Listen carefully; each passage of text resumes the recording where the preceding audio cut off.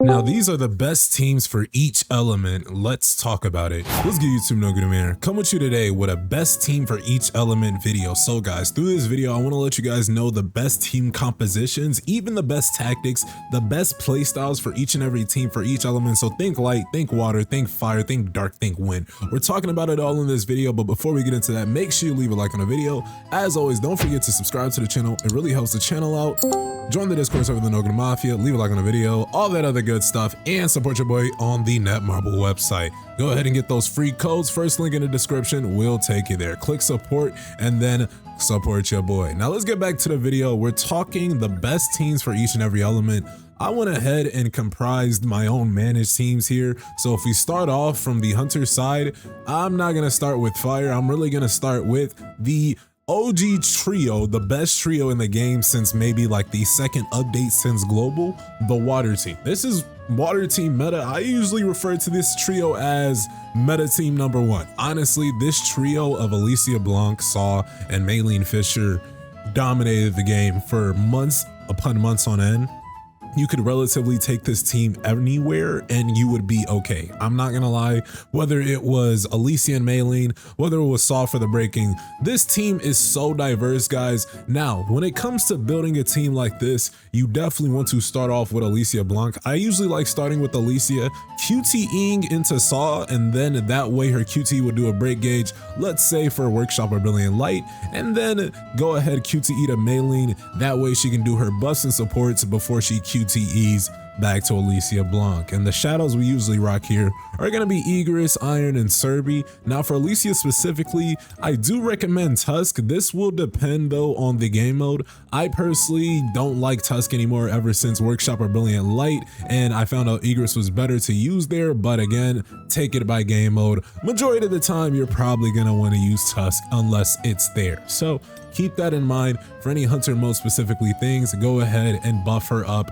using the boy Tusk because we do like that core attack from Alicia. That is her most damaging move. Speaking of, go ahead and max that out.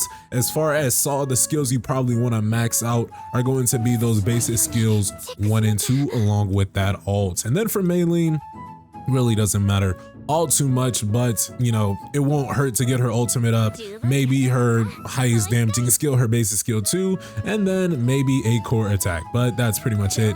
I wouldn't take any of her skills over level 5. Now let's keep on going. That's the water team meta. Now let's talk the light team meta, which is on the rise. This is definitely arguably number one. I'm pretty much willing to argue whether the light team is now the best team or the water team. It's honestly seeming neck and neck. We're gonna see through this next update though with the buffs to various characters, but Chahayan, Gogun He, and the boy Mean. Now, if you don't like Mean here, you can definitely sub Maylene. I think Maylene's probably a better support here, but keep in mind when you guys do run Mean and you do run another light support, Gogun He buffs the entire team through his advancement 1 skill. So the Will of the Brilliant Light for each light team member in the party, the user's light damage increases by 8% and the critical hit rate or critical hit damage increased by 8% as well. So keep that in mind. You're definitely missing out on an extra 8% to your light damage and critical hit damage by not bringing Mean. And if you do bring Mean, you get Mean. I mean, bringing Mean isn't terrible, but again, people are usually using Maylene for like, let's say guild boss, let's say light day power of destruction. That's definitely a better place to take her. But for the hunter mode battles, definitely take the boy Mean. You're going to utilize him the best there. And then as far as artifact sets for Cha, you probably want, you know, 4-piece curse, 4-piece beast. Gogun He, you can do 8-piece greed. Mean, you can do 8-piece burning blessing. We're not going to talk about artifacts too much, but I do see that there are artifacts missing. So as far as that, and then the shadows, Egress, Iron, Serby, really wouldn't change this because you do have a breaker that's defensive, you have a DPS that's attack, and then you have a support that's HP. So just give them all crit. Honestly, this is probably going to be one of the better teams heading in for the rest of the year, honestly. And with Gina coming out, we don't know whether she's going to be light, whether she's going to be fire. I've heard a little bit of both now, but I'm very excited to see how that changes. Now let's keep on going. The win team will shake things up a bit. So we got the boy Woo Jin Chul, we got Hansi Mei, and we got Amamiya Mirai. Now, definitely, I was thinking that this team would be on the rise, especially after the buffs to Woojin Chul, but honestly, after Netmarble took away some of the win content or the win needed content, this team isn't as buffed. In fact, I'd probably say it's about probably bottom 2 now, because the dark team meta is kind of on the rise with Charlotte and Harper. So definitely probably the weakest 2 of the teams, but we'll talk about the weakest team, and you probably already know what it is. It's the fire team. Let's be honest. There's no secret there, okay? It's the fire team, but let's keep it real. Woojin Chul, Hansi Mei, and then Amamiya Mirai. For the shadows here, I do recommend Big Rock, because again, you're gonna get that basic skill damage increase, and for Mirai, that's all in her kit, so you definitely want to utilize that. Hansi Mei is going to also help out Mirai. Woojin Chul is also going to help out Mirai, whether it's through his skills, whether it's through his exclusive weapon. Definitely get that exclusive weapon, some more advancements, but again, I'm not fully bought into the win meta. I'm fully bought into Amamiya Mirai. As you can see, I have her advancement 8 with an A10 weapon, a level 100, but I'm not too bought in on the win meta as a whole. In fact, the team I usually run with Mirai, if I'm being fully transparent and honest, is something like this. So Alicia Blanc, Maylene Fisher, Amamiya Mirai. I don't really run the win team with the win team, which is crazy to think about. But guys, then again, who knows? Maybe they need buffs. Really don't know if they're going to be meta. I hope we get to use them a little bit more, but I'm not seeing too much shine with this win team. Now let's keep on going. 2 more teams to talk about. The next team, of course, we talked about them or previewed them, the dark team meta. Now this is probably top 3 strongest metas in the game, even though we have Libora there, and not to shade Libora or anything, because she's definitely on the rise, especially with this new dark team. Libora probably hits a lot way harder now. As you can see, I even got her Hunter exclusive weapon. I think Solid Logic is actually a crazy weapon for Libora. As far as the A5, I literally freaking advanced this, crafted this yesterday, increases the user's attack by 10%, and then you can see the rest. It's just insane.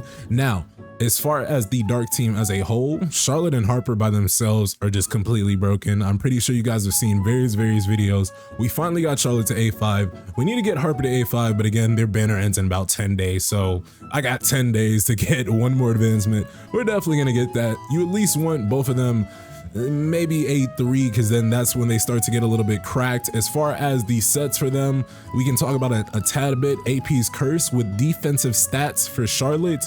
For Harper, Burning Greed with HP stats, and then for Libora, you can put on any DPS. So let's say 4-piece Burning Curse, 8-piece Burning Curse, 4-piece Burning Curse, and 4-piece Burning Beast. Now, as we get into our last team, keep in mind, this is definitely the weakest of the team, and we have the fire team meta. Okay, realistically, you're probably not gonna use the boy Choi Johnny in here. I'm just gonna keep it real. You're probably gonna do something like this. If you're forced to use a fire team, then you can't use Choi Jonin.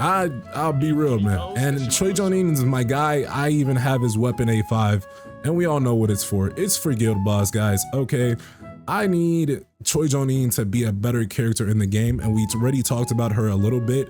Gina is coming into the game. There's talks whether she's gonna be a fire mage, whether she's gonna be a light mage.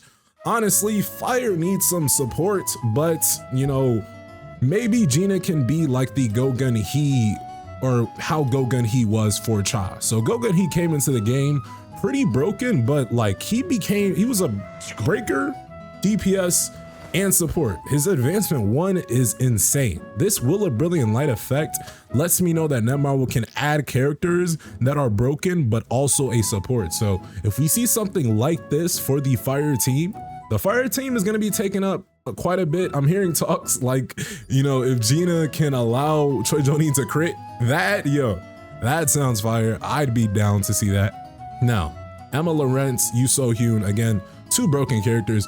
Funny enough, Emma Lawrence probably the strongest character out of the 3.